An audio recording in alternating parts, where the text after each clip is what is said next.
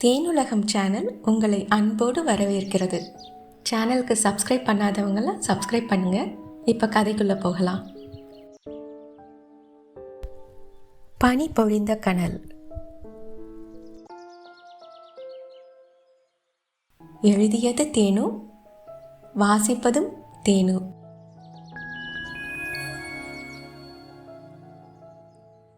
அத்தியாயம் 35.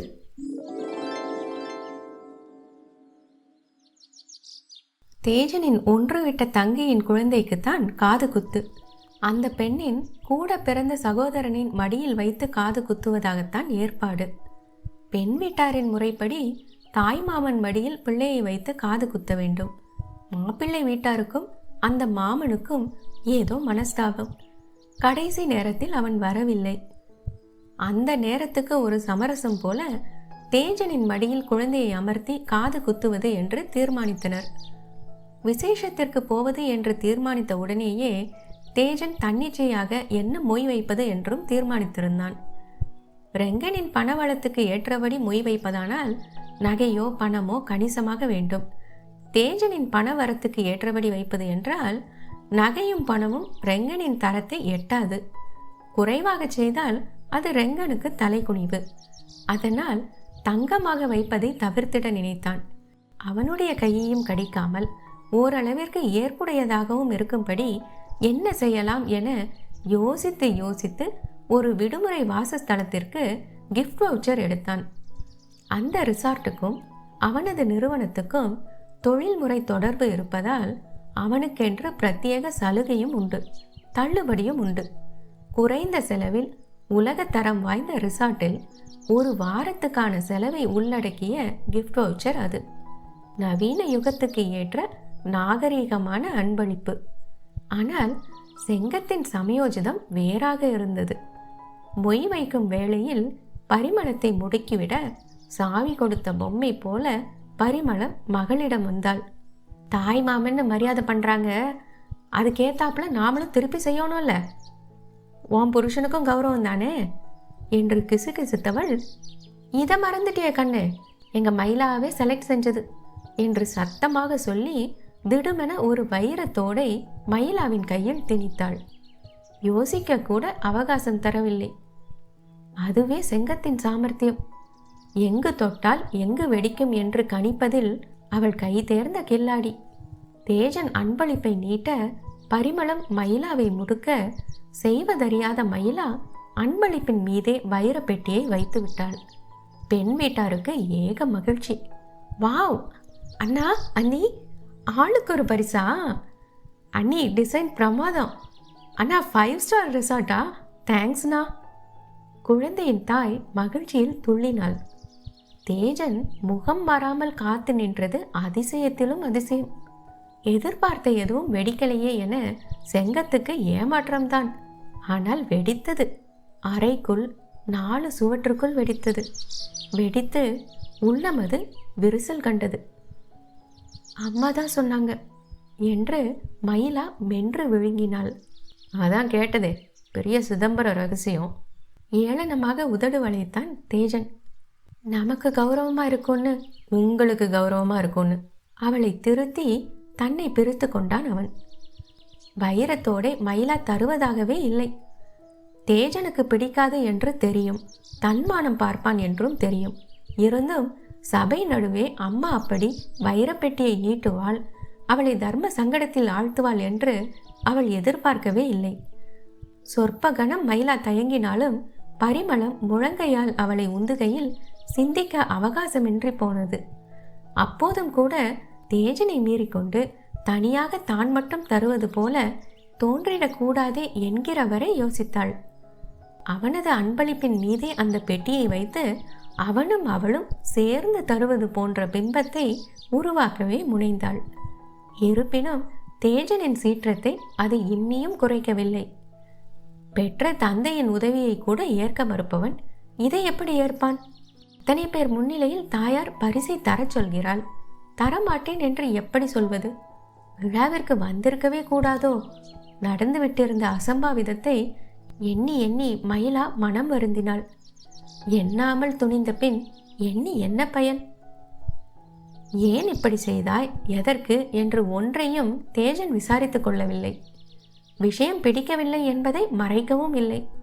முந்தின இரவு கொணர்ந்த இணக்கம் பகலில் பரிதி தின்ற பனி போல மாயமானது. காயமாறும் காலம் நீண்டு போனது.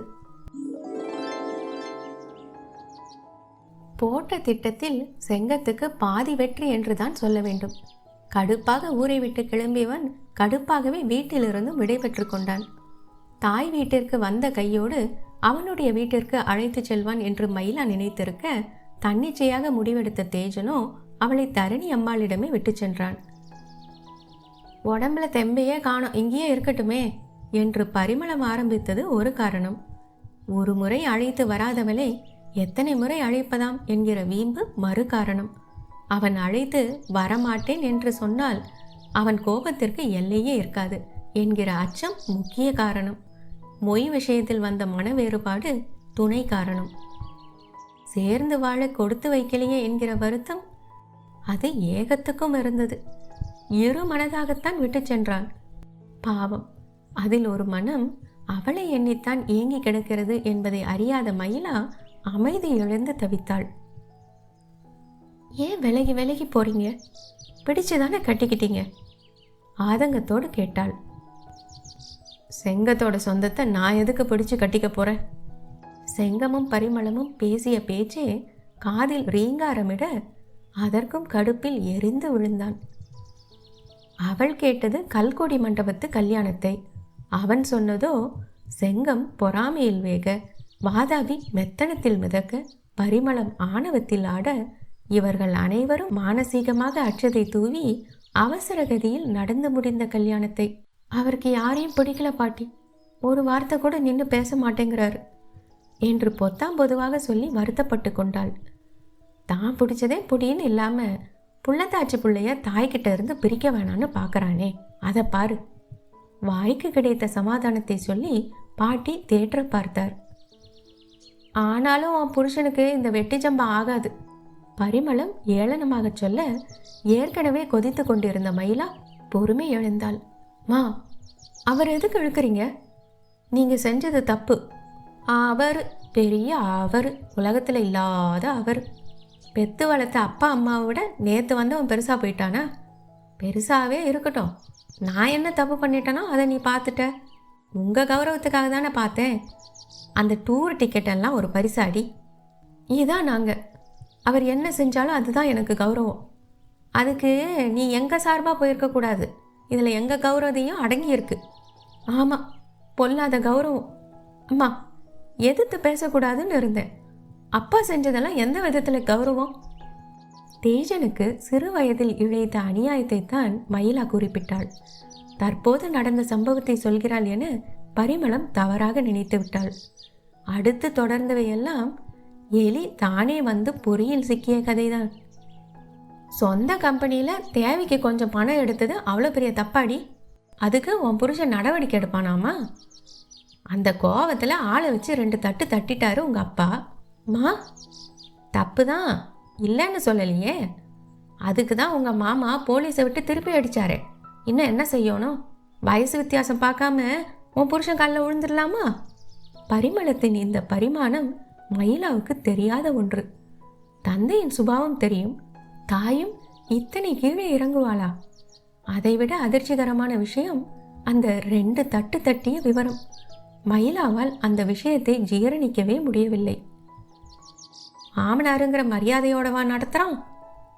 முதல்ல மாமியார் மாமனாருன்னு மரியாதை தரட்டும், அதுக்கப்புறம் மாப்பிள்ளைன்னு நாங்கள் பார்க்குறோம். சேச்சே, நீங்கள் எல்லாரும் மனுஷங்க தானா? வாதாபியோட ரத்தம்னு அவர் சொல்கிறது ஏன்னு இப்போ புரியுது. என்ன அவர் வெறுக்கிறதுல தப்பே இல்லை. மனம் குமுறி அழுதாள். நல்லா அழுதும் மாய்மாலம் பண்ணுறடி. நீ பிறக்கிறதுக்கு முன்னே நடந்ததுக்கு உன்னைய பொறுப்பாக்குவானாமா? முதல்ல அவன் இவன் அவரை பேசாதீங்க. அவர் என்ன சொல்கிறது? நானே சொல்கிறேம்மா. எனக்கே என்னை பார்க்க அசிங்கமாக இருக்கு. முகத்தை மூடிக்கொண்டு மயிலா அழுதாள். தேஜனின் துன்பத்துக்கு எல்லாம் தான் மட்டுமே காரணம் என்று தோன்றிட குமுறி குமுறி அழுதாள். ரெங்கன் முடிவான முடிவை எடுத்தார். பரிமளம், உன் பொண்ணோட நல்லதுக்காக சொல்கிறேன். இனியும் அவன் முகத்தில் முழிக்காத. அம்முக்குட்டியோட எதிர்காலத்தை நினச்சி தான் வாதாபியை போலீஸில் பிடிச்சி கொடுக்காம இருந்தேன். எந்த விஷயம் அவளுக்கு கூட தெரியக்கூடாதுன்னு இருந்தனோ அதையும் நீ போட்டு உடைச்சிட்ட. அவளையும் மன உளைச்சலுக்கு ஆளாக்கிட்ட. தாயினும் சிறந்த கோயில் இல்லைன்னு சொல்லுவாங்க. எல்லா தாயும் சாமி இல்லைன்னு நீ சொல்லாமல் சொல்கிற. போதும், நான் பொறுமையாக இருந்ததெல்லாம் போதும். நாம் எல்லாம் வாழ்ந்து முடிச்ச கட்டைங்க. வாழ போகிற இலசுகளோட எதிர்காலத்துக்கு எது நல்லதோ அதை மட்டுமே மனசில் வச்சு இப்போ நான் முடிவெடுக்கிறேன். உடனடியாக நீயும் வாதாபியும் உங்கள் வழியை பார்த்துக்கிட்டு போங்க. இந்த வீட்டில் உங்களுக்கு இடம் இல்லை. ஆலப்புழா வீட்டில் இருந்துக்கோங்க. செங்கம், உனக்கும் சேர்த்து தான் சொல்கிறேன். புள்ளத்தாச்சி பொண்ணை சந்தோஷமாக வச்சுக்க பாருங்க. முடியலையா மூட்டை கட்டிக்கிட்டு வெளியே போங்க. பேச்சு முடிந்ததை உணர்த்தும் விதமாக துண்டை உதறி தோளில் போட்டு கொண்டு போனார். அந்த சம்பவத்தை அடுத்து மயிலா ஒரு கூட்டுக்குள் தன்னை சுருட்டி கொண்டாள். தேஜனுக்கு பெருத்த அநியாயம் இழைத்து விட்டவள் போல குற்ற குறுகுறுப்பில் குன்றி போனாள். மறந்திருந்த செங்கத்தின் சாயல் எனும் செதில் அவளை விஷம் தோய்ந்த நெருஞ்சி முள்ளாய் குத்தியது. தேஜனிடம் தாமரை இலை மேல் தண்ணீரானாள். ரெங்கனால் முன்பு போல சுறுசுறுப்பாக செயல்பட முடிவதில்லை. வாதாபியும் குமாரும் குடித்து கெட்டழிவதிலேயே குறியாக இருக்க அதற்கொரு கேடும் நேராமல் செங்கம் செல்லம் கொடுத்து சீரழித்தாள். மறுவாழ்வு மையத்திற்கு போவதும் வருவதும் வாடிக்கையானது. இங்கே தேஜனோ தற்போது வாழ்க்கை தரத்தை உயர்த்த வேண்டிய கட்டாயத்தில் இருந்தான். அத்தோடு தந்தையின் தொழிலையும் தூக்கி நிறுத்த வேண்டிய நிர்பந்தம். இடையில் குழந்தை குட்டி என ஒரு சராசரி குடும்பஸ்தனின் அவஸ்தை. இதற்கிடையில் மயிலாவின் பாராமுகம். மொத்தத்தில் தேஜன் ஒரு சுமை தாங்கி ஆகி போனான். தரணி அம்மாளின் பராமரிப்பில் மயிலா இருக்கும் திருப்தியில் ஆக வேண்டியதில் கவனம் செலுத்தினான். தந்தையின் நிறுவனத்தை வழிநடத்த திறமையான ஆட்களை ஒருங்கிணைத்தான். வாதாபியின் கையாள்களை அடையாளம் கண்டு களை எடுத்தான். ரெங்கனின் இடத்திலிருந்து மயிலா செயல்பட வேண்டும் என்பதை அவளுக்கும் வலியுறுத்தி அறிவுறுத்தி அவளை தயார் செய்தான். கர்ப்ப காலத்தில் அலுவலக பளு எல்லாம் தேவைதானா என பாட்டி யோசித்தார். அதற்கும் ஒரு வழி செய்தான் தேஜன். மேற்பார்வை மட்டுமே அவளுடைய பார்வைக்கு விஷயங்களை கொண்டு வர வேண்டியது தேஜன் நியமித்த ஆட்கள். அந்த ஆட்களை மேற்பார்வையிட தேஜன்.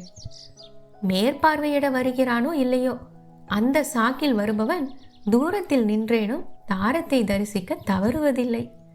தேஜனோடான பிணக்கை தீர்க்க வழியின்றி மயிலா தவித்தாள். அதை ஓரளவிற்கு தீர்த்து வைத்த புண்ணியத்தை பாட்டி தேடிக்கொண்டார். ரெங்கனை காரணம் காட்டி தேஜனை அடிக்கடி வீட்டுக்கு வரவழைத்தார். தந்தையை பார்க்க வரும் சமயங்களில் செங்கமோ பரிமளமோ இல்லாமல் பாட்டி பார்த்து கொள்ள தேஜனின் சீற்றம் கொஞ்சம் அடங்கியது. அவன் வந்திருந்த சமயம் மயிலாவுக்கு உடல் படுத்தி எடுக்க பாட்டி மெல்ல தேஜனின் மனதை கரைத்தார். ரொம்ப சோர்வா இருக்காடா தம்பி. அன்னைக்கு வரலன்னு சொன்னப்ப கூட இப்படிதான் சுருண்டு கிடந்தா. இந்த நேரத்தில் தாயை தேடுறது சகஜம்தானே. அதுவும் இல்லாமல் கர்ப்பமாக இருக்கிற நேரத்தில் வீடு மாறினா குழந்தைக்கு ஆகாதுன்னு ஆத்தாக்காரி சொன்னதில் பொண்ணு கொஞ்சம் பயந்துட்டா போல இருக்கு. அதான் தனியாக வர யோசிச்சா. மூட நம்பிக்கையோ என்னவோ.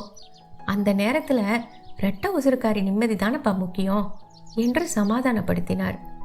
மயிலாவின் மேடிட்ட வயிற்றை பார்க்கையில் தேஜனின் கோபம் கொஞ்சம் கரைந்தும் போனது. அதன் பின் தந்தையின் நலம் விசாரிக்க தொழில் விஷயம் விவாதிக்க என்று அடிக்கடி வீட்டு பக்கம் தலையை காட்ட ஆரம்பித்தான். தந்தையை காண வருபவன் தாரத்தையும் அவள் வயிற்றில் வளரும் தங்கத்தையும் கண்ணால் காணாமல் நகருவதில்லை. குற்ற உணர்வில் கலங்கி போயிருந்த மயிலாவோ வீட்டிலும் சரி வேலை நிமித்தமும் சரி நேருக்கு நேர் சந்திப்பதை வெகுவாக தவிர்த்தாள்.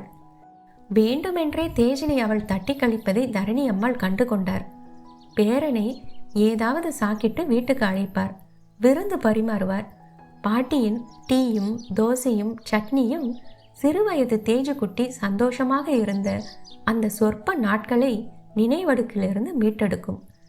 பாயம்மா பாயம்மா என்று மயிலா சொன்னதெல்லாம் தரணி பாட்டியைத்தானா? மயிலாவின் கைப்பக்குவம் மனதை கவர்ந்த மாயம் புரிபட, நீ சரியான தில்லு முள்ளுடி மயிலு, செல்லமாய் மனதுள் வைவான் தேஜன்.